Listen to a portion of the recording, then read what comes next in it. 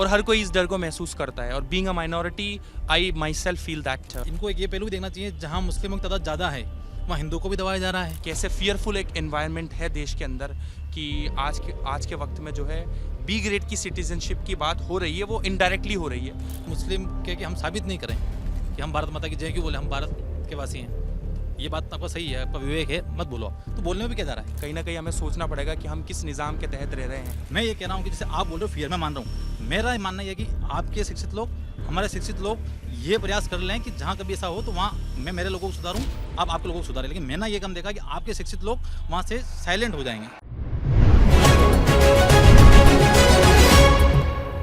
शाम का वक्त है, तारीख है 10 नवंबर और सामने ढेर सारा पानी है, उसमें कुछ रोशनी जगमगा रही हैं और जगमगा रही हैं इस शहर की ख्वाहिशें। ये शहर है कोटा। कोटा जहां बच्चे आते हैं पढ़ने के लिए, अपने अरमानों को पूरा करने के लिए, डॉक्टर इंजीनियर बनने के लिए। लेकिन कोटा में तो असली बात कोटा वाले बताएंगे। तो यहाँ पे बहुत सारे कोटा के लोग हैं। ये झील है किशोर सागर झील, क्या बोले, तालाब है, केएसटी बोलते हैं इसको। ये इन शॉर्ट्स में इसको केएसटी बोलते हैं और किशोर सागर तालाब है। लेकिन आप इसकी खूबसूरती पे बिल्कुल मत जाइएगा। हमको अभी चाचा लोगों ने बताया कि इसमें मगरमच्छ भी रहता है ना? ठीक बात है? सही है, हैं? हमने हमारी आंखों से देखा है मगरमच्छ यहाँ। देखें? हाँ देखे, 2 से 3 बार सर्दियों में अंदर से धूप सेकने के लिए आपको उधर कैनाल की दीवार पर, और कभी कभी यहाँ जो नए घोड़े लगाए हैं उन घोड़े के ऊपर जो प्लेटफॉर्म बनाया हुआ है वहाँ पे भी बैठे हुए देखा है हमने, धूप सेकते हुए सुबह के टाइम। बाप रे बाप, इतना खतरनाक है ये। और कोई सोचे नहाने के लिए नहीं है, ये सिर्फ सुंदरता के लिए है। सिर्फ सुंदरता के लिए। शहर की सुंदरता बढ़ाता है। साथ में अपने पीछे की साइड इस तालाब में पूरे 7 वंडर्स के मिनिएचर बने हुए हैं और बहुत बेहतरीन पार्क डेवलप किया हुआ है वो। बहुत बेहतरीन पार्क डेवलप किया है। हाँ कोटा आपका अलग से चमक रहा है, अलग से खूबसूरत सा दिख रहा है। सर, कोटा की धारीवाल जी की देन है ये चमक सर। सब पिछले 5 साल में जितना काम धारीवाल जी ने इस कोटा शहर को करा के दिया है ना, सब आनंद मंगित लगा मेरे को। तो जो आदमी कलकत्ता में बैठा है उसको जरा बताइए धारीवाल कौन है? धारीवाल जी यहाँ के हमारे एमएलए साहब हैं और नहीं वो है ना स्वायत्त शासन मंत्री हैं राजस्थान के। और मैं आपसे सिर्फ कोटा की नहीं, मैं और शहरों में भी जाता हूँ मेरे बिजनेस के काम से। मैंने वहाँ भी अमूमन डेवलपमेंट होते हुए देखा है। क्या नाम है आपका? मैं पीयूष जैन। तो कोटा में जैसे मैं देख रहा था बड़ी बड़ी लाइटें लग गई हैं, ये सब क्या अभी हाल फिलहाल में सब लगा? अभी पिछले 5 साल का काम है। तो ये इनके पास शहरी विकास मंत्रालय है, शांति हाँ, धारीवाल?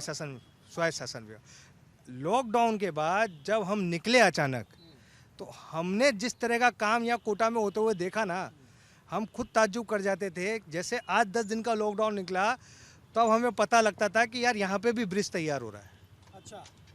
हम शॉक्ड हो जाते थे। रेड लाइट फ्री बना दिया गया। पूरा शहर रेड लाइट फ्री है, ट्रैफिक सिग्नल कोई ट्रैफिक सिग्नल नहीं है। ठीक है। असुविधा इस चीज़ को लेके हो सकती है कि आने जाने के जो कट थे वो बंद कर दिए गए, पर मेरी नज़र में ओवरऑल सुविधा है। हाँ। तो अगर शांति धारीवाल गहलोत सरकार के मंत्री जी ने इतना अच्छा काम किया था तो उनका टिकट आखिर तक क्यों लटका रहा? सर, बहुत कारण होते हैं, बहुत कारण होते हैं। जैसे? राजनीतिक कारण। सर, मैं कोई राजनेता तो हूँ नहीं, ठीक है ना, पर कुछ आपसी कलह हो सकती है कांग्रेस परिवार में। मुझे उससे क्या करना है? मैं कौन आला कमान?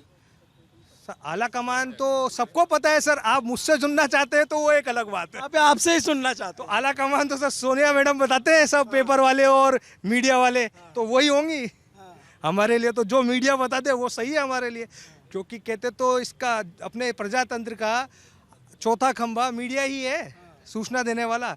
मीडिया ने जिसको आला कमान बनाया वही हमारे लिए भी आला कमान है। अच्छा, तो जो है आला कमान से टसल हो गई थी क्या इनकी, शांति धारीवाल की? हो गई होगी सर। चर्चा थी उसकी चर्चा किस तरह की? कि इनका टिकट कट सकता है? नहीं सर, ऐसा कुछ नहीं था, पर फैसला काफी डिले हुआ। हो सकता है ऐसा इंतजार ये- कर रहे हो कि बीजेपी अपना कौन सा उम्मीदवार को उतारती है। किसने किसको उतारा बीजेपी ने? गुंजल जी को उतारा उनके आगे, प्रहलाद जी प्रहलाद गुंजल। गुंजल पिछली बार भी चुनाव लड़े थे, पिछली बार भी चुनाव लड़े थे। तब कितने वोटों से हार गए थे? 17,000। हाँ, ज्यादा नहीं थे, 17,000 ही थे। और इस बार क्या है?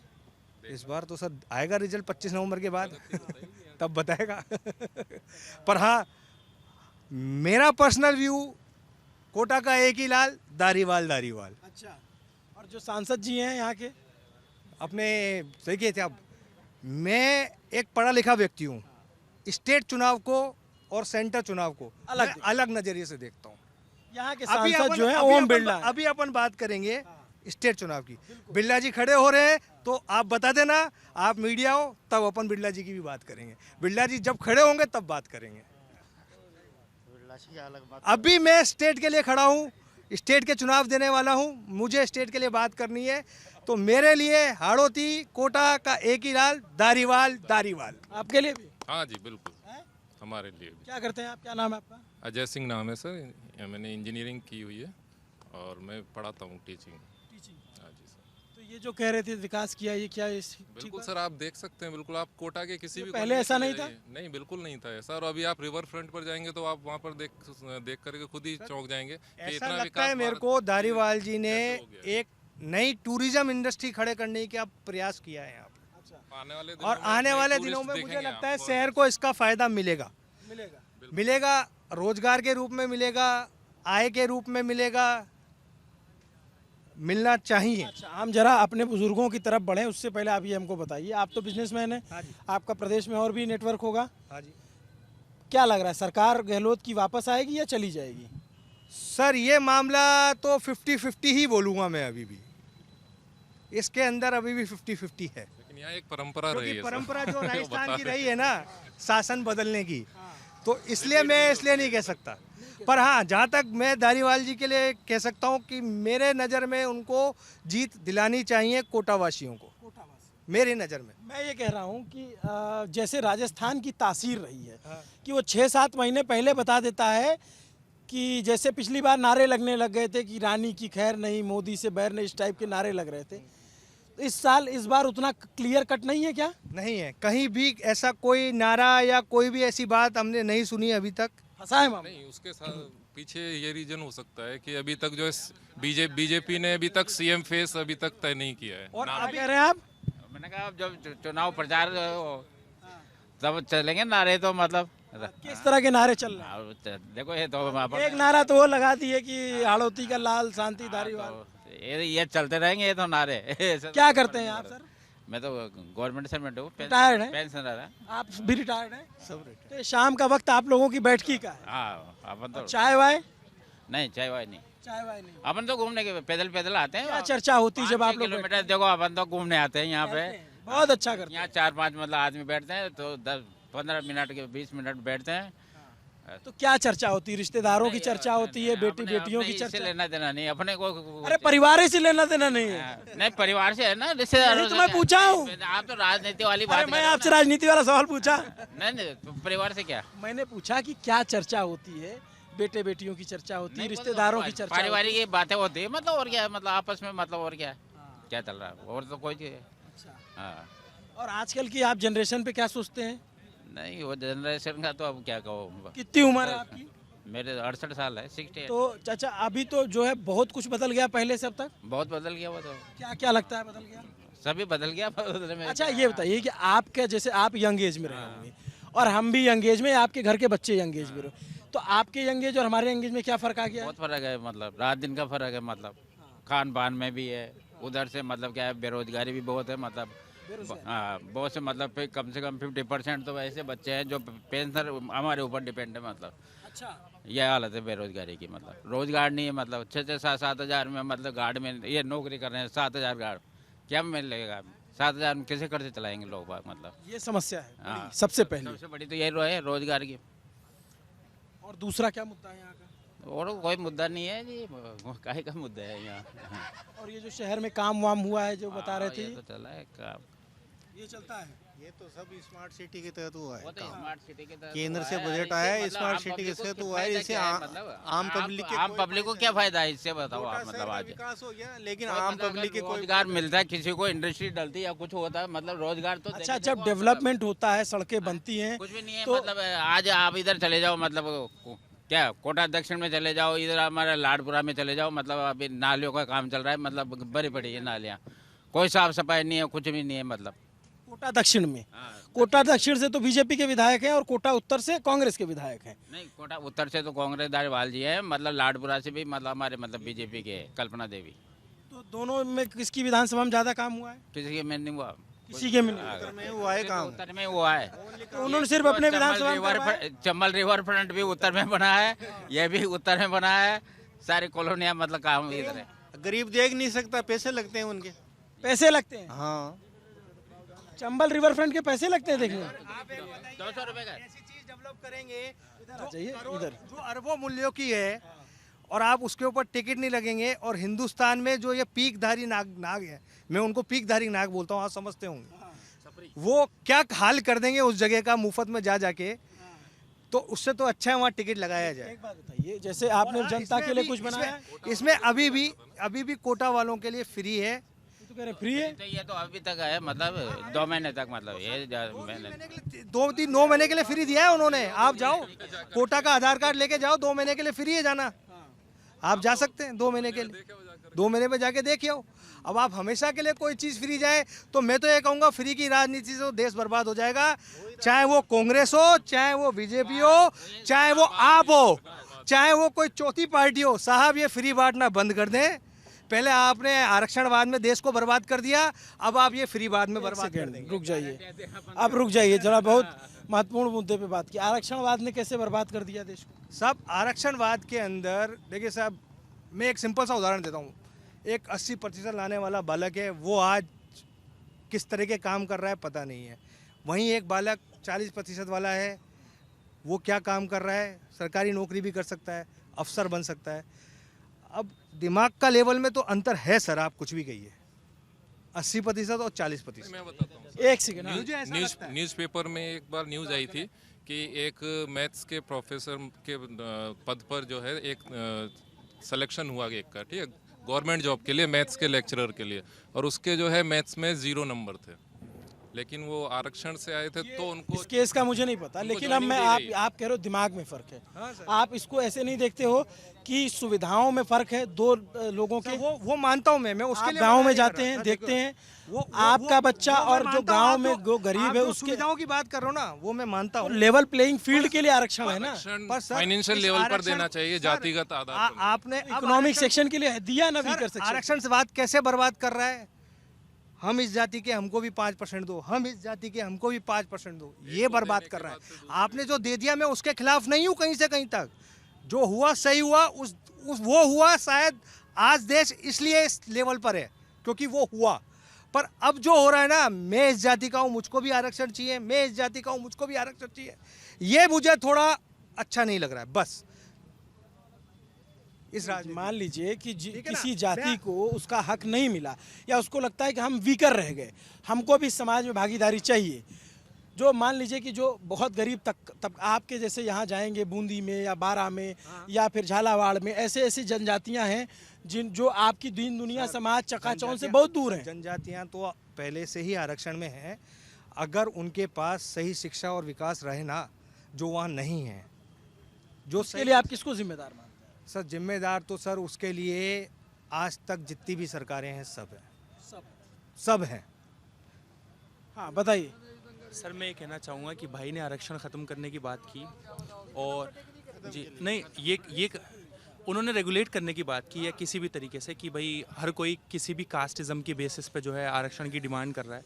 मैं ये कहना चाहता हूँ कि राइट विंग के लोग हो या लेफ़्ट विंग के लोग हो, कोई भी हो, आज के वक्त में जो माइनॉरिटीज़ के राइट्स हैं उन्हें प्रोटेक्शन नहीं मिल रहा है। कहीं ना कहीं राइट विंग से अगर माइनॉरिटी जो है वो फियरफुल फील कर रहा है, ये महसूस कर रहा है कि उसकी एग्जिस्टेंस के लिए कहीं ना कहीं ख़तरा है, क्योंकि मॉब लिंचिंग के वाक़यात और जो दूसरे तरह के पॉलिटिकल इंसिडेंट्स जो जगह जगह पे हो रहे हैं, इवन कांग्रेस गवर्न जो स्टेट्स हैं उनमें भी ये सब हो रहा है। हमने रिसेंट में देखा कि जयपुर में ये सब केसेस हुए हैं। तो मैं यही कहना चाहूँगा कि आखिर हुकूमत ये कैसे इंश्योर करेगी कि ये सारे वाक़यात को कंट्रोल किया जाए, इन्हें जो है काबू में लाया जाए, क्योंकि ऐसा कहा जा रहा था कि भाई ये केवल बीजेपी शासित प्रदेशों में ही होता है, लेकिन ऐसा हमने देखा कि कांग्रेस शासित प्रदेशों में भी अब हो रहा है।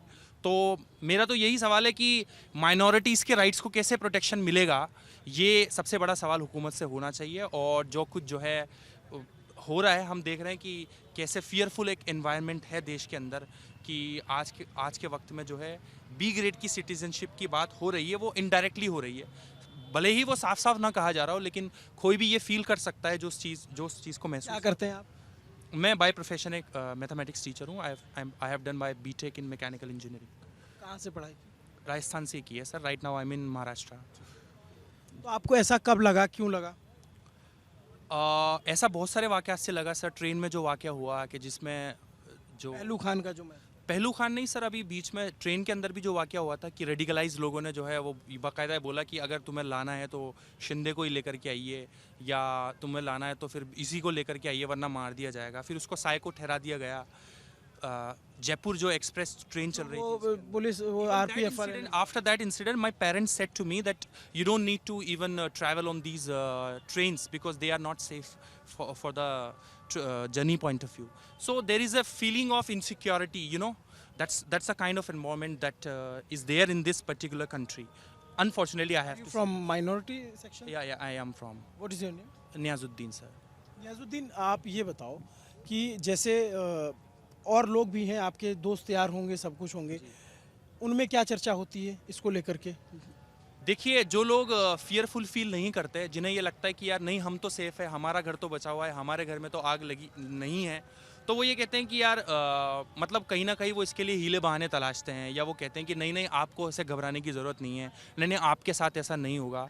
लेकिन the one who is paying the Brunt, जो उसकी चपेट में है वो तो बोलेगा, या जो खौफ के माहौल में रह रहा है वो बोलेगा। और यही आज माइनॉरिटीज़ की आवाज़ है मेरे ख्याल में कहीं ना कहीं, और हर कोई इस डर को महसूस करता है। और being a minority I my self feel that you know danger. आप तो ऑफिसेज में काम करते होंगे, किसी आप जैसे टीचर हैं, पढ़ाते हैं, तो वहाँ पे ऐसा कुछ आपके साथ ऐसा भेदभाव हुआ क्या कभी? डायरेक्टली नहीं होता सर, लेकिन इनडायरेक्टली हम लोग उसको फील करते हैं। उनका जो बायस मिजाज होता है वो क्या हम feel मिजाज करते हैं। बायस मिजाज इन टर्म्स ऑफ, मान लीजिए किसी चीज़ के लिए अगर किसी को ज़्यादा डाटा या ज़्यादा अकाउंट किया जाता है तो हमें उसके लिए सुपर डाटा या सुपर अकाउंट किया जाता है। या फिर मान लीजिए मुझे अगर उन्हें एक्सक्लूड करना होगा अपने इंस्टीट्यूट से, तो उसके लिए मुझे केवल एडवाइजरी ज़रूर करेंगे। जबकि अगर मेरी बजाय कोई और होगा तो उसको पहले एडवाइजरी मिलेगी, उसको वार्निंग लेटर मिलेगा, उसको टाइम मिलेगा, उसको अपनी सिचुएशन सुधारने का मौका मिलेगा। लेकिन मैं ये महसूस करता हूँ कि मेरे साथ इस मामले में इनजस्टिस हुआ है कहीं ना कहीं, कि I was more capable and I was more eligible then, but still they didn't pay the favour to me which is what they had paid to others. किसको जिम्मेदार मानते हैं आप इसके लिए? the entire system which is built on these particular values, जो ये system है, पूंजीवाद का सिस्टम है, लोकतंत्र में जहाँ ये ऐसे मूल्य परवान चढ़ रहे हैं, कहीं ना कहीं हमें सोचना पड़ेगा कि हम किस निज़ाम के तहत रह रहे हैं, जहाँ ऐसी वैल्यूज़ जो है वो हाशिए पे जा रही है, ऐसी वैल्यूज़ परवान चढ़ रही है। तो हमें सोचना पड़ेगा कि are we heading towards, are we joining the correct system? That's what I'm telling, because if I'm talk about that particular political party has done good and that particular political party hasn't done, all have done the same in the past, है ना। ऐसा नहीं है कि किसी ने किया है किसी ने नहीं किया है। तो मैं समझता हूँ कि कहीं ना कहीं सिस्टम की, ओवरऑल सिस्टम की ये खराबी है और हमें इस सिस्टम का अल्टरनेट तलाशना चाहिए। आप क्या सोचते हैं इस पे? ये जो कह रहे हैं कि माइनॉरिटीज़, मुस्लिमों में डर का माहौल है, इस तरीके की चीज़। नहीं सर, ऐसा नहीं है। इनकी बात से मैं सहमत हूँ कि ये जो हिंदू मुस्लिम है बंद होना चाहिए, पर जैसे ये बोल रहे हैं कि माइनॉरिटीज़ को दबाया जाता है, ये मेरा भाई है, हो सकता है हम शिक्षित लोग इस चीज़ को समझ रहे हैं, पर ये इनको एक ये पहलू भी देखना चाहिए, जहाँ मुस्लिमों की तादाद ज़्यादा है वहाँ हिंदुओं को भी दबाया जा रहा है। कई ऐसे मुद्दे आते हैं जहाँ पे मुस्लिम के कि हम साबित नहीं करें कि हम भारत माता की जय क्यों बोले, हम भारत के वासी हैं, तो ये बात आपका सही है, आपका विवेक है, मत बोलो। तो बोलने में भी क्या जा रहा है, भारत में है ना, बोल देंगे। तो अगर बैलेंस हो, हर जगह हिंदू ही क्यों बैलेंस करे कि भाई यार चलो अपने भाई हैं छोड़। मैं आपसे सहमत नहीं हूँ या इनसे नहीं हूँ, मेरे साथ पढ़े, मेरे साथ भी कंपनी में बहुत से लोग काम करते हैं, पर ये था ना कि ये लोग उस बात को एटीट्यूड में क्यों रहते हैं, या इनके नहीं कह रहा हूँ, कोई भी जगह पढ़े लिखे बात नहीं करूँ, जो बिलो एज है या जो अनपढ़ है या उनके जो कुछ अलग कमान इनके भी नेता लोग होते हैं कि भाई हम नहीं बोलेंगे। अगर बोलने से अगर बात बन रही है तो बोल दो ना, भारत में रह ही रहे हो, भारत माता की जय, माता की चलो अपनी है, हिंदुस्तान है, या इंडिया पाकिस्तान मैच हो सकते हैं, या ऐसे बहुत सी जो इनके जहाँ बहुल्य क्षेत्र हैं वहाँ पे भी तो चीज़ें होती हैं ना, उस चीज़ को लेके। अभी दंगे हुए थे अलवर के पास, जो दंगे हुए थे मुझे एग्जैक्टली याद नहीं है, तो वहाँ पे भी यही हुआ ना कि भाई यात्रा थी प्रस्तावित नूह में, तो वहाँ क्या किया गया कि भाई यात्रा पहले भी निकल रही थी, अब भी निकल रही है, हमारे यहाँ हम लोग भी करते हैं कभी कभी, पर मैं ये मानता हूँ कि मुस्लिम समाज के जो लोग हमको क्रिटिसाइज करते हैं हिंदुओं को, हम मान रहे हैं हमारे भी कुछ लोग अपने एजेंडे चलाने के लिए कर रहे हैं, पर मुस्लिम समाज के जो पढ़े लिखे लोग हैं, ये अच्छी बात करी इन्होंने। मैंने मेरी लाइफ में पहला बंदा देखा होगा जो इतनी इंग्लिश में फ्लुएंट बात कर रहा है, नहीं देखा मैं इतना रहा हूँ। तो इनको अपने जो लोगों को शिक्षा पर ध्यान देना चाहिए, या उन लोगों को जो रोज़गार कर रहे हैं या उन पर बढ़ावा देना चाहिए कि भाई हमारे बच्चे पढ़े, इन चीज़ों में भाग ना ले। आप किसी दंगे में देखना, हिंदू परिवारों के, मध्यम वर्ग के हिंदू परिवार के बच्चे कम होंगे, और इनके जो मध्यम वर्ग के परिवार के बच्चे या जो पिछड़े बच्चे होंगे वो तादाद में ज़्यादा होंगे।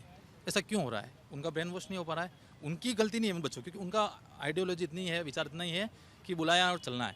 हमारा बच्चा डरता है, हम भी डरते हैं, इसलिए डरते हैं कि मेरे माँ बाप भी बोलते हैं। मैं कोटा में आया था, विज्ञान नगर है, मैं आज भी फील करता हूँ कि भाई 10 बजे पहले चला जाऊँ।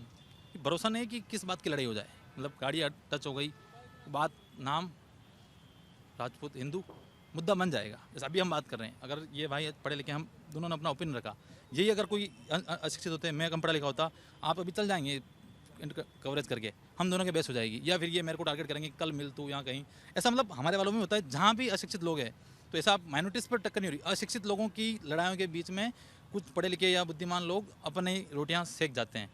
आप इनकी बात से कितना इत्तेफाक रखते हैं? जी, मैं इनकी बात से डिफ़र करता हूँ बहुत सारे इश्यूज़ पर। डिफ़र करने के बहुत सारे बेसिस हैं। जैसे पहली बात भाई ने कही कि भारत माता की जय बोलने में क्या हर्ज है या क्यों नहीं बोल सकते। देखिए, बीइंग इन जिस वतन में हम रह रहे हैं, जिस खित्ते में हम रह रहे हैं, यकीनन हम उस खित्ते से प्रेम करते हैं क्योंकि हम उस जगह पर रह रहे हैं, तो हमें। लेकिन अगर भारत माता की जय बोलना, इस चीज़ को आइडियलाइज़ करना है that we are born to worship that Bharat Mata, then we believe that the only worthy of worship is the supreme God, and we will only bow towards in front of him. That's why we don't say that हम उसकी वंदना करते हैं या हम उसकी, और ये हम मानते भी हैं कि जो जिस क्रीड को मानता है वो उस अपना क्रीड फॉलो कर सकता है इंडीड। तो अगर हम ये मानते हैं कि हम केवल उसी सोवरेन खुदा के आगे बो डाउन करते हैं जो इस पूरी कायनात को क्रिएट करने वाला है, then what is wrong in that? Indeed, this is the best ever solution to the greatest problem of mankind. आपकी बात से इत्तेफाक रखता हूँ, लेकिन मेरा ये कहना है कि इसमें सिर्फ सजदा करने की बात नहीं है। जैसे हम देखते हैं कि बहुत सारे नेता होते हैं, उनके नारे लगाते हैं, जिंदाबाद के नारे लगाते हैं, तो उनको तो पूज नहीं रहे हैं, लेकिन हम उनको जय बोल रहे हैं कि आप जिंदाबाद रहो। तो अगर जैसे ये कह रहे हैं कि एक नारा है, मैं इस बात से पूरा भरोसा रखता हूँ कि जिसको इच्छा होती है वो नारा लगाए, जिसको नहीं होती है वो ना लगाए। सबकी अपनी अपनी भावना है। इसी देश के वीर अब्दुल हमीद हैं, इसी देश में बहुत सारे फ्रीडम फाइटर, मौलाना आज़ाद और तमाम लोग रहे हैं और इसी देश के लिए जिए और मरे हैं। मेरा किसी की देशभक्ति पर कोई सवाल नहीं, लेकिन मेरा ये बस इतना सा सवाल है कि उसमें क्या इसको धर्म से जोड़ के देखा जाता है? दरअसल कुछ सेंटेंसेस और कुछ जुमले ऐसे होते हैं जिसके जो मायने समाज ने दे दिए हैं, अगर मैं अपने दिल में कुछ और रख के उस पर यस बोल भी दूंगा, जैसे बोला, तो दुनिया उसका वही मतलब लेगी जो वो समझ रही है बाकियों से। जैसे भारत माता की जय अगर मैं बोल दे रहा हूँ, तो अब जो समाज ने उसकी एक परिभाषा दे दी है, that it means that we are bow down to the nation and we will, हम जिएंगे तो इसके लिए, हम जो है हमारा जीना मरना, हमारा उठना बैठना, हमारा खाना पीना, हम ये मानते हैं कि हमारी ज़िंदगी का मकसद बहुत बड़ा है। हम ये मानते हैं कि हम यहाँ वर्शिपिंग के लिए पैदा हुए हैं, लेकिन उस सुप्रीम गॉड की वर्शिपिंग के लिए जो वाकई में रियल क्रिएटर है इस कायनात का।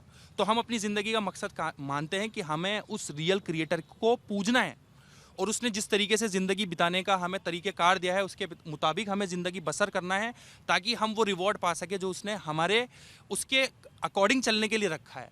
तो अगर मान लीजिए कोई मुझसे ये कहता है, अब मान लीजिए भारत माता की जय, अब समाज में इसका जो मैं समझ रहा हूँ, जो मायने प्रचलन में है, वो ये है कि हम भारत माता को सुप्रीम इस मायने में मानेंगे कि हमारे लिए सही गलत तय करेगी तो भारत माता।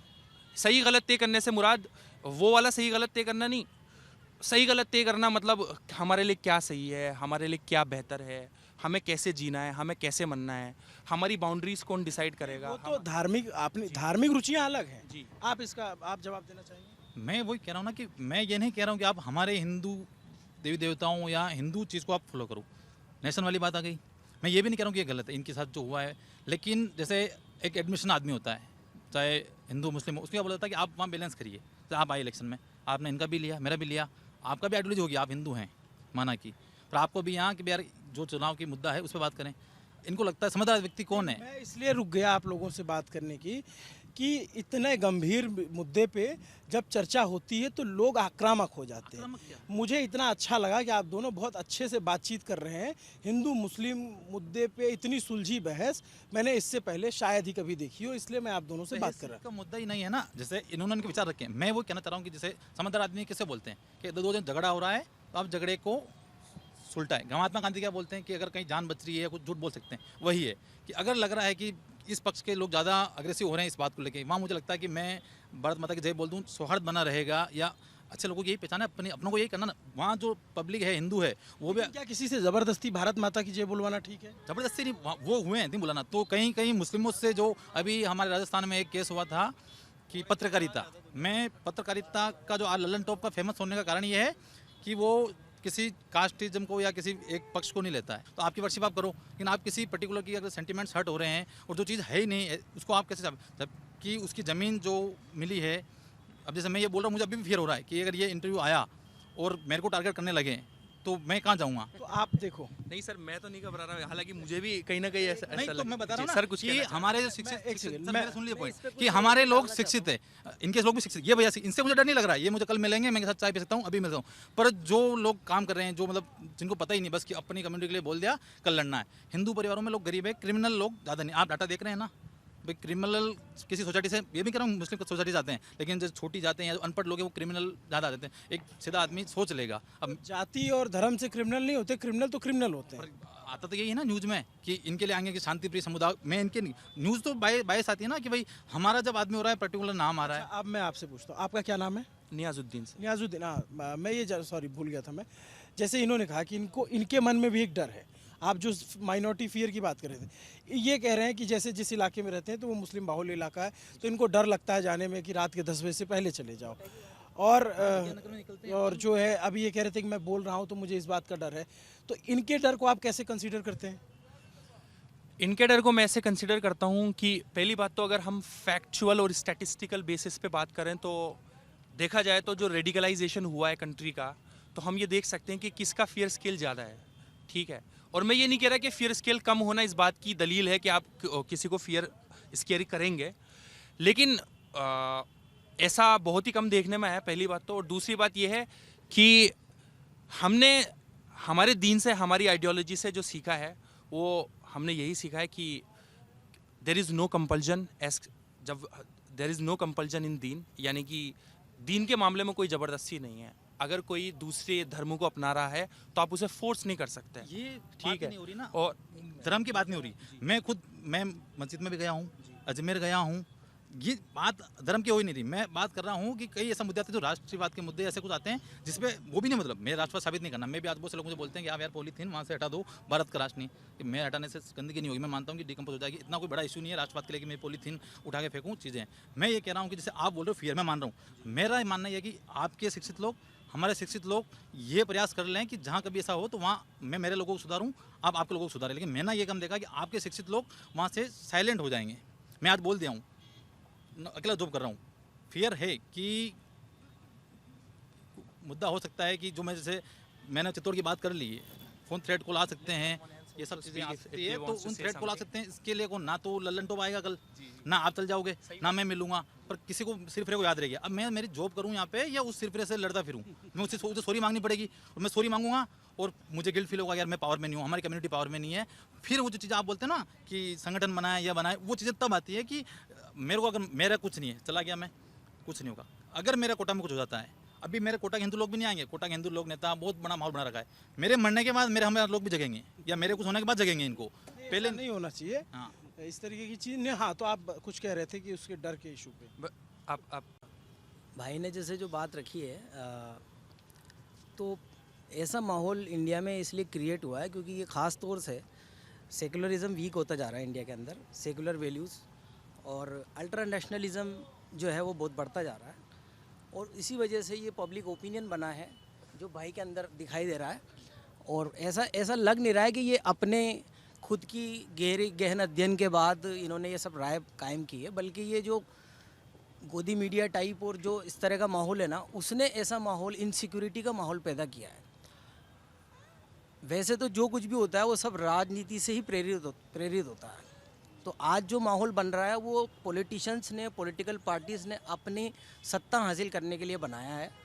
इंडिया में लोग पहले से भी बहुत मिलजुल के रहते हुए आए हैं और ना तो मुसलमान इस तरह से दिखाई देते थे, ना ही गैर मुस्लिम हिंदू एक दूसरे को ऐसे देखते थे। जैसे इन्होंने अभी जो बात कही है कि साहब यानी कि अगर मुस्लिम जो है वो ऐसे क्यों नहीं बोलते हैं, जैसे कि बोलने मैं नहीं कह रहा हूँ नहीं ठीक है लेकिन कहीं ना कहीं ये मुद्दा बन रहा है अपन से, अभी अभी ये- तक बात डिबेट अपने सब बोले भैया बोले समझदारी से चल रही है, अपन मुद्दा ले जा रहे हैं। जैसे भी भैया ने मेरी मैं वही कह रहा हूँ ना, पर जैसा कि भाई मैं पूरी बात रख रहा हूँ, आपके लिए नहीं कह रहा हूँ, मैं पर्टिकुलर आपके लिए नहीं कह रहा हूँ, मैं आप जैसे से बहुत सारे लोग हैं, वो लोग इस चीज़ से प्रभावित हो चुके हैं और ये समझने लगे हैं। यूँ तो मुसलमानों के साथ शुरू से ये मामला रहा है कि उनको शुरू से ही कहीं ना कहीं उनके रिलेशन के ऊपर फेथ को क्वेश्चन किया जाता है और अब तो ये लेवल बहुत बढ़ गया है। अब तो लेवल इतना बढ़ चुका है कि उनको जो है यानी आम आदमी भी, आम लोग भी जो कल तक इसमें इंटरेस्टेड नहीं थे, चालाक लोग और कुछ पॉलिटिशियन ही हुआ करते थे, अब तो आम लोगों भी ये समझने लग गए कि साहब अगर ये ऐसा नहीं कर रहे हैं तो क्यों नहीं कर रहे हैं, कहीं तुम्हारे अंदर वफादारी है कि नहीं देश के लिए। ऐसी स्थिति बनने लगी है और ये सब माहौल क्रिएट किया गया है जिससे हो रहा है और ये देश के लिए और समाज के लिए अच्छा नहीं है, चाहे जो भी हो, ठीक है। और अच्छे बुरे लोग भी सब जगह होते हैं और अच्छे बुरे बनाने वाला भी सिस्टम होता है, यानी कि क्रिमिनल को पैदा करने वाला, चाहे वो मुस्लिम हो या गैर मुस्लिम हो या किसी भी धर्म का मानने वाला हो, वो सिस्टम है, ठीक है। सिस्टम ही उन्हें, जितने भी हिस्ट्री शीटर हो, चाहे वो मुस्लिम हो या गैर मुस्लिम हो, उन सबको राजनीतिक जो है सपोर्ट दिया जाता है, उनको जो है पूरा सिस्टम पालता है, अपने फ़ायदे में लेता है और जब उनको लगता है कि हमारे फ़ायदे में नहीं है तो उनको ख़त्म कर देता है वो। तो इसलिए अपन, मैं क्या कह रहा हूँ कि भाई मैं वो नहीं कह रहा हूँ कि मैं करूँ, लेकिन मैंने जो देखा है, मैं पर्टिकुलर किसी समाज की कि मैं बात कर लूँगा, जब भी मैं आपसे शांति से बात कर रहा हूँ, आपने कर ली, अपन ही 3 लोग मिले। दोनों की बात मैं क्या कह रहा हूँ कि आपकी बात सुनी, आपकी बात सुनी। इन्होंने कहा कि माइनॉरिटी में डर है, आप उस बात से एग्री कर रहे हो। इन्होंने कहा कि हम माइनॉरिटी जिसको कहा जाता है मुस्लिम तबके को, अगर हम में नहीं, इवन हिंदू मेजोरिटी के अंदर भी जो लोअर कास्ट के लोग हैं उनमें भी बहुत चिंता है। ठीक है, अब इन्होंने क्या कहा, इन्होंने कहा कि जो जहाँ माइनॉरिटी मुस्लिम है वो जहाँ ज़्यादा है वहाँ हमें डर लगता है। तो ये दोनों तरफ का डर है और ये डर क्या ठीक लगता है आपको कि इसका सोल्यूशन क्या, आपको क्या लगता है? देखिए क्यों डर, मतलब जब ये बोलते हैं तो इनको क्यों डरना चाहिए, अभी अगर या आपको क्यों डरना चाहिए देश में? नहीं, पहली बात तो जैसे ये कहते हैं कि हमें डर है, तो मैं मानता हूँ कि इसकी कुछ पॉसिबिलिटी हो सकती है, मैं बिल्कुल इससे पूरी तरह से निगेट नहीं करता। अलबत्ता ये है कि आप देख रहे हैं कि स्टेट ने जो है किस तबके को निशाना बना रखा है, तो स्टेट की पूरी मशीनरी जिस तरफ काम कर रही है उसका तो जो वो है वो तो सामने आएगा ही सही दुनिया के सामने। अब रही और बात कि जैसे- ऐसी कम्युनिटी जो इतनी कम तादाद में है, यानी कि जिसका कोई पॉलिटिकल मतलब अपना इन्फ्लुएंस नहीं है और ना मीडिया में उनका कुछ है, ऐसे लोगों के लिए कहना है कि साहब वो लोग अलबत्ता वो भी अपने अस्तित्व के लिए वो करते हैं। तो मैं- अब ऐसे कुछ लोग होते हैं जो कभी कभी उसी रिएक्शन की वजह से, जो लोगों ने उनके खिलाफ भ्रम फैलाया है, उसके रिएक्शन की वजह से वो ऐसा कहीं जाहिर कर देते हैं, वरना ऐसा नहीं है। एक चीज़ और जानना चाहता हूँ, क्या इनका डर इस वजह से भी हो सकता है क्या कि जैसे जोधपुर में वो जो टेलर के साथ हुआ उसको आप लोगों ने देखा था, जी जी जी जी, उदयपुर में? हाँ, उसको वो तो बहुत स्पेसिफिक वाकया था, गैर मामूली वाकया था और उसकी आप लोग मजम्मत करते हैं? बिल्कुल हर चीज़ का एक कानूनी तरीका होता है, जो कानून फॉलो किया जाना चाहिए उसके अंदर, तो जो भी हो कानूनी तरीके से होना चाहिए। ऐसा कोई जो हुआ वो लोग गलत था? लोग अपने हाथों में कानून नहीं ले सकते, चाहे कोई गलत हो तब भी वो कानून के प्रोसेस से होना चाहिए। अच्छा है, चुनावी बातचीत में एक गंभीर विषय पे भी चर्चा हो गई। बाकी ताकि इन्हें लगे कि हम डिबेट कर रहे थे, आप मेरे बड़े हैं, नहीं आप मेरे बड़े हैं, अब ये बात थी, मैंने मेरे विचार रखे, ये इन्होंने सही बात बोली कि मैं नहीं समझता था। मैंने भी जहाँ पॉलिटिक पार्टियां देखी या जो न्यूज़पेपर पढ़ के, हर आदमी कहाँ यहीं से सीखता है ना। हम ये बोले कि भाई पहले नहीं जानते थे, पार्टियां ने डिसाइड किया है, तो हर आदमी यहीं से सीख रहा ना। किताबें जो दी गई है उन्हीं से सीख रहा है, या न्यूज़ मीडिया से मैं सीखा हूँ। हम कुछ मुद्दे इनके हो सकते हैं हम नहीं जानते थे, या कुछ मुद्दे हमारे जो नहीं जानते थे, तो प्रकाश में आएंगे, हुआ है। हमने बचपन में वो माहौल देखा है कि किस तरीके से क्राइम के अंदर भी मुसलमान और गैर मुस्लिम यानी हिंदू कम्युनिटी के दो जने मिलजुल कर क्राइम करते हैं और आपस में बांटते हैं, ठीक है। वहाँ कोई धर्म का कोई कॉन्सेप्ट ही उनके बीच में नहीं होता। बिजनेस के अंदर लोग करते हैं, हमारे वालिद जो हैं वो जैन कम्युनिटी के साथ हमेशा जो है बिजनेस का नॉर्मल उसमें कम हो गया है, नॉर्मल प्रचलन। कम इसमें जो है क्या है कि बिजनेस लेवल पर तो अभी लोग अपना, चूँकि वो आपको पता है कि बिज़नेस को वो ज़्यादा ही अलग रखते हैं दूसरी चीज़ों से, लेकिन इसको इन्फ्लुएंस करने की बहुत कोशिश की जा रही है। जैसे कि आपने देखा कि बाइकॉट का इन्होंने वो चला रखा है इंडिया भर में जगह जगह कि साहब इनसे सामान मत लो, इनको धंधों से अलग करो, इनको जॉब्स में अलग करो। तो ऐसा माहौल कुछ पॉलिटिकल गिरोह जो है वो बनाने की कोशिश कर रहे हैं और ये वक्ती तौर पर सत्ता पाने के लिए ऐसा कर रहे हैं वो। अब तो ये बीजेपी ही कर रही है, हम मान रहे हैं कि ये बोल रहे हैं कि बीजेपी कर रही है कि भाई, मैं सहमत उनकी बात से कि बीजेपी ने राम मंदिर और सॉफ्ट हिंदुत्व या हिंदुत्व को लेके एक चला दिया कि भाई वोट बैंक, तो ये तो पुराना चला है। मैं क्या कह रहा हूँ कि हम शिक्षित लोग अगर ऐसा कर दें या एजुकेटेड, कांग्रेस ने भी किया है एक ज़माने में ये सब, कांग्रेस ने भी किया है। एक्चुअली लोकतंत्र के अंदर राजनीति होती ही ऐसी है, लोकतंत्र एक ऐसा फेल। जैसे ये आप कह रहे थे कि बीजेपी के ऊपर आरोप लगता है कि धर्म की राजनीति को बढ़ावा दिया है, लेकिन जैसे यहाँ कांग्रेस की सरकार है और उसी कांग्रेस की सरकार में जब आपके भरतपुर में जो है कत्ल होते हैं तो उस पर आप लोग का क्या रुख होता है? हमारा क्या रुख होता है, अगर मेरी पर्सनल बात करो तो हमारे जैसे लोग थोड़ा सा कम ही हैं जो जानते हैं कि क्यों होता है ये सब, ठीक है ना, जो जानते हैं कि ये सब पॉलिटिक्स को मैनिपुलेट करने के लिए होता है, अपने पर्टिकुलर एजेंडाज होते हैं जिसकी वजह से सब काम करवाए जाते हैं। अक़लियत की कमी है जी, अक़लियत की कमी है, अक़लियत मतलब समझ की, शिक्षा की। मैं तो ये मानता हूँ कि अगर शिक्षा भी दे दोगे ना, अगर वही लोकतंत्र और वही सेकुलर वैल्यूज़ पढ़ाओगे तो सेकुलरिज्म यूरोप में फेल हो चुका है। तो क्या होना चाहिए? यूरोप में जो है इस पे गौर करने की ज़रूरत है कि अब लोगों की प्रॉब्लम्स कैसे सोल्व की जाए, लोगों को कैसे यूनाइट किया जाए, ऐसा कौन सी नज़रिया दिया सेकुलर वैल्यूज़ अगर नहीं हो तो कौन सी वैल्यूज़ होनी चाहिए? रेडिकल वैल्यूज़ होनी चाहिए? सेकुलर वैल्यूज़ नहीं है तो उस पर मैं यही कह रहा हूँ शोध का विषय है, ये शोध होना चाहिए या नहीं होना चाहिए? होना, मैं यही कह रहा हूँ कि इस वक्त तो क्वेश्चन है, क्योंकि आप देखो यूरोप जैसे ब्रिटेन में देखो, फ्रांस में देखो, फ्रांस में क्या हो रहा है, जो कि सेकुलरिज्म का सबसे बड़ा गढ़ रहा है, वहाँ पे फ्रेंच रिवॉल्यूशन हुआ।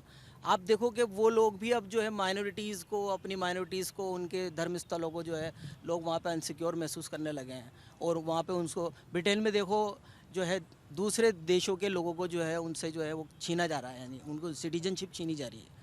तो वजह यह है कि जो धर्मों को साथ लेके चलने की जो खूबी ये समझा जाता था कि सेकुलरिस्टों के पास है, वो नहीं हो पा रहा है। तो सेकुलरिज्म को इतना ज़्यादा मैनिपुलेट किया जा सकता है और उसमें और सवाल है बार कानून चेंज किया जा सकता कि है। ये सेकुलरिज्म जो है अगर यूरोप में अच्छा लगता है, हिंदुस्तान में अच्छा लगता है, तो अरब के मुल्कों में ये क्यों नहीं अच्छा लगता? अरब मुल्कों की दूसरी कंडीशन है, अरब मुल्कों में या तो सेकुलरिज्म ना के बराबर है ज़्यादातर, वहाँ पे या तो तानाशाही है, ठीक है, या फिर कहीं कहीं लोकतंत्र है, वो भी मैनिपुलेटेड। इंडिया जैसा, ये इंडिया में थोड़ा कम हुआ है लेकिन वहाँ पहले से ज़्यादा होता हुआ है। तो वहाँ तो जो है डिक्टेटरशिप है और वो तो इनडायरेक्ट कोलोनाइजेशन है वहाँ पर, यानी कि वेस्टर्न ताकतें कंट्रोल करती हैं वहाँ के रूलर्स को, ठीक है। उनसे बेहतर इंडोनेशिया और मलेशिया है? इंडोनेशिया मलेशिया उनसे बेहतर है अरब कंट्रीज से, क्योंकि वो किसी हद तक, लेकिन हम देखें इतिहास, जैसे इंडोनेशिया में भी काफ़ी दिन वहाँ पे जो है वो चला है, तानाशाही चली वहाँ पे, डिक्टेटरशिप, फौजी लीडर्स भी रहे वहाँ पर और बहुत बड़े बड़े जो है कत्लेआम भी हुए हैं पब्लिक के। तो आज की तारीख की बात करें, आज की तारीख में किसी हद तक ठीक है कि लोग वहाँ पे रिप्रेजेंटेशन कर रहे हैं, लेकिन समस्याएं वही की वही है, चाहे डेमोक्रेसी हो। इंडिया क्या इन जगहों से बेहतर है? इंडिया पहले कहा जा सकता था कि अभी इस वक्त माहौल पहले से ज़्यादा ख़राब हुआ है। अलबत्ता गरीब आदमी जो है ना, वो तो बेचारा तब भी वैसे था कांग्रेस के दौर में और बीजेपी के दौर में शायद ऐसा लग रहा है, क्योंकि बीजेपी के साथ धर्म की प्रॉब्लम से ज़्यादा हार्डकोर कैपिटलिज्म को लेकर आना है, यानी कि जो हर तरह से प्राइवेटाइजेशन करके सारे पब्लिक रिसोर्सेज को जो वो प्राइवेटाइज करते जा रहे हैं, उसके नतीजे में जो अब इकोनॉमिक क्राइसिस आने वाला है और जो आ रहा है लोगों पर और जिसको छुपाया जा रहा है धर्म की आड़ में, उससे ज़्यादा बड़ा खतरा लग रहा है। और गरीबी, क्या करते हैं आप? टीचर हूँ मैं। ठीक है, अच्छी बातचीत रही आप लोगों से और अच्छा, ये ऐसा अंतहीन विषय है जिसको अगर घंटों तक बात की जाए तो शायद ही ख़त्म ना हो, लेकिन अच्छी चीज़ ये लगी कि ऐसे आज के ज़माने में जब इतना एग्रेशन है, इतना जो है लोग बात बात पे हिंसक हो जाते हैं, गुस्सा, आप लोगों ने बड़ी शांति से चर्चा की, अच्छे से बातचीत की, बड़ा अच्छा लगा। बाकी कोटा में हम और सीटों पे और जगहों पे देखने की कोशिश करेंगे क्या कहना चाहते हो आप? बता दो जल्दी से। भैया जो मैं सुरेंद्र गिल मेरा नाम है, मैं कांग्रेस से बिलोंग करता हूँ। तो जो कैलाश गुंजल जी अब जो मुद्दा उठा रहे हैं ये रिवर फ्रंट का, ये कैलाश गुंजल जी उस टाइम पे सोए हुए थे मेरे भैया, ये अब बोल रहे हैं कि इसमें ऐसा घोटाला किया गया है, वो किया गया है। अरे कैलाश गुंजल जी आप खुद तो कुछ बनवा नहीं सकते हो, जो किसी ने बनवा दिया है उसके पीछे क्यों पड़े हुए हो आप? मेरे को एक बात का जवाब देना, आपके कोई 4-5 पुश्ते भी आ जाए ना, वो भी आप धारीवाल जैसा काम नहीं करा सकते हो। अगर जो अच्छा आप अच्छा का तो कर नहीं सकते हो, जो अच्छा कर रहा है उसको तो मत रोको। हाँ जी, तो ये जो धारीवाल ने बना दिया ना, ये कोई भी नेता में ऑल इंडिया के जितने भी नेता है ना, वो कोई भी कोटा को इतना सुंदर दृश्य नहीं दे सकता था। जो आज ये पूरा डेवलपमेंट देख रहे हो ना आप, ये कोटा एक तरक्की कर रहा है ना, तो इस पर जलो मत। तो आपको राजनीति करनी है किसी और मुद्दे पे करो, ये मुद्दा मत उठाओ। रिवर आप ला सकते थे इतना प्रोजेक्ट कहीं से, आपका कोई नेता है बीजेपी में, आपके मुख्यमंत्री के पते नहीं है, आप बातें कर रहे हो धारीवाल जी को हराने की। मैं आपसे कह रहा हूँ प्रहलाद जी भाई साहब, आप करो राजनीति, लेकिन ये अच्छी जो आज आपको ठीक है, हम समझ गए कि आप शांति धारीवाल के समर्थक हैं और उनके जो आरोप लगाए उनसे नाराज। नहीं, वो भी बढ़िया है। मैं यूं नहीं कह रहा कैलाश गुंजल जी बेकार आदमी है या वो नेता नहीं है, नहीं बहुत है आपकी बात समझ गया जी। बड़ी लंबी बातचीत हुई, तो अब हमारा जो है थोड़ा सा बैटरी खत्म होने वाली है, तो हम इसको जो यहीं बंद करेंगे। हम और जगहों पे चलेंगे, वहाँ पे भी बातचीत करेंगे। कोटा आइए, कोटा बहुत खूबसूरत शहर है और इसमें कोई दो राय नहीं है कि कोटा का विकास पिछले साल 2 साल में जो हुआ है वो शायद ही आपको किसी शहर में देखने को मिले। आज का कोटा दिल्ली, मुंबई, नोएडा, गुड़गांव जैसे शहरों को टक्कर देता है और कई मायनों में इनसे बेहतर भी है। यहाँ प्रदूषण नहीं है उस लेवल का जिस तरह से नोएडा, गुड़गांव में हम देखते हैं। तो कोटा घूमने वाली जगह है, कोटा कचौड़ी खाने वाली जगह है, कोटा पढ़ने वाली जगह है और कोटा में ऐसी ही राजनीतिक चर्चा भी हो सकती है। मेरा नाम अभिनव पांडे है, मेरे साथ कैमरे के पीछे करमजीत हैं। देखते रहिए दी ललन टॉप। शुक्रिया।